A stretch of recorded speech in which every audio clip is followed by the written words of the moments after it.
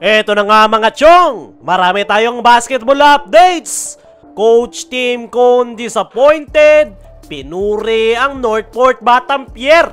Justin Brownlee, grabe ang disappointment sa sarili matapos ang laro kontra Northport Batampier.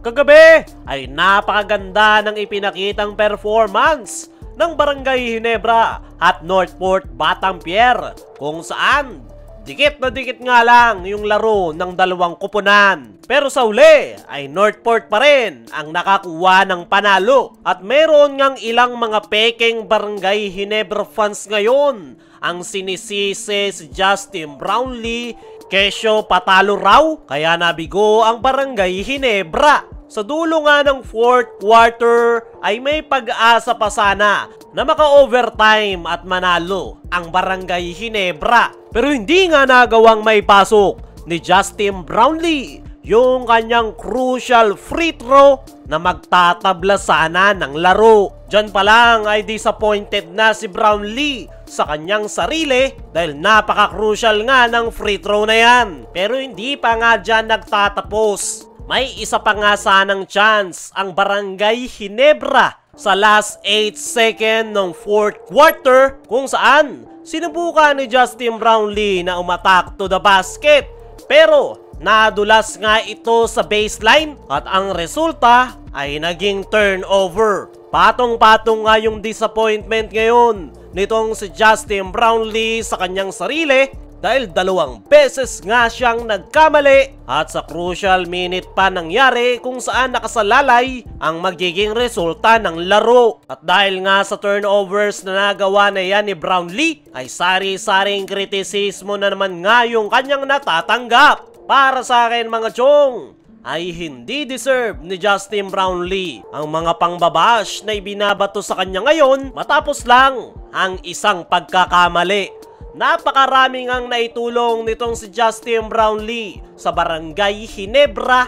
Mas marami itong naipanalo at kampyonato na naibigay para sa Barangay Ginebra kumpara sa mga pagkakamali na kanyang nagawa. Hindi naman ginusto ni Justin Brownlee na sumablay yung kanyang free throw shot at madulas sa crucial minute. Talagang natapat lang sa kanya ngayon ang malas. Isa pa, hindi naman alanganin yung lagay ngayon ng Barangay Ginebra kung saan safe pa nga rin yung kanilang kupunan sa team standings. At panigurado, babawi itong si Justin Brownlee sa kanilang susunod na laro dahil kilala nga natin ito na once na hindi maganda yung kanyang performance ay agad nga itong bumabawi sa kanilang upcoming game at abangan nga ng lahat yung magiging bounce back nitong si Justin Brownlee. Sa ngayon, suporta yung kinakailangan ng nasabing Barangay Ginebra resident import, hindi kritisismo at pangbabash. Disappointed na nga si Brownlee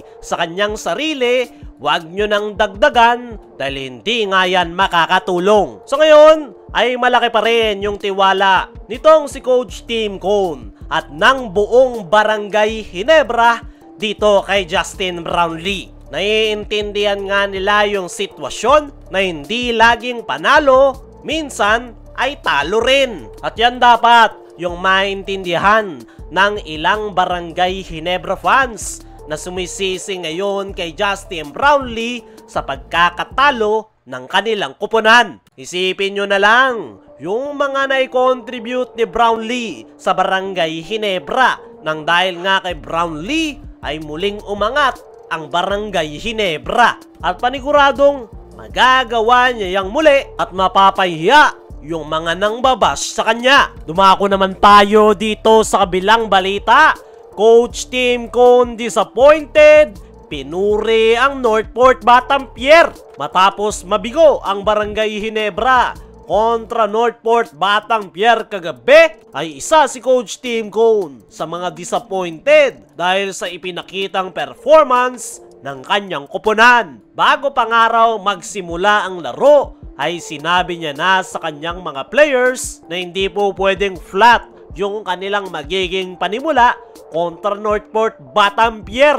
dahil hindi nga raw ito basta-basta kupunan at hindi raw magiging number 1 ang Northport nang wala lang. Kaya naman, disappointed itong si Coach Tim Cone sa kanyang mga players kahit pa nahabol nila ang malaking kalamangan.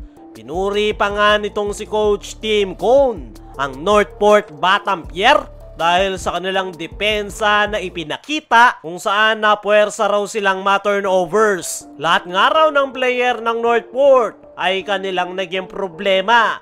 Gaya na lang ni Joshua Monzon na inaatake ng inaatake yung kanilang depensa. Arvin Tolentino naman na tinawag ni Coach Tim na kasalukuyang nasa MVP level at bagay na bagay raw sa Northport Batampier yung kanilang kasalukuyang import. Naging maikli nga lang yung interview dito kay Coach Tim Cone dahil hindi nga nito maitago yung kanyang disappointment sa kanyang kupunan. Kahit siguro nakuha nila ang panalo ay hindi magiging masaya si Coach Tim dahil hindi nga nasunod yung kanilang game plan. Para sa akin mga chong ay paniguradong matinding adjustment ang gagawin ni Coach Tim Cone para sa kanyang kupunan. Okay na rin na natalo ang Barangay Ginebra dahil meron nga silang sapat na panahon para solusyonan yung kanilang mga naging problema.